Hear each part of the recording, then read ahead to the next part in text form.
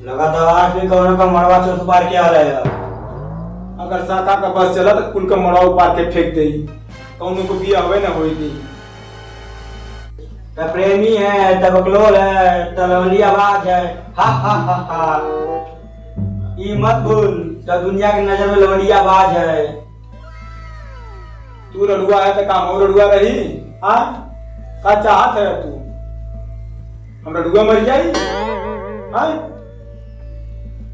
एक प्रेम कहानी में एक लड़का होता है, एक लड़की होती है। सुन ले, कबो सुन ले है लवलिया बाजन का प्रेम कहानी होला। लेकिन एक तो हमरो तो सेटिंग रहल। जवान तो के छोड़ के चल गए लोग के भूल जो ई लवलिया तो सामने होके देख। घूरे के आगे में हाथ मत लगाओ, नहीं तो जल के करिया हो जाए तुमसे मत कहे।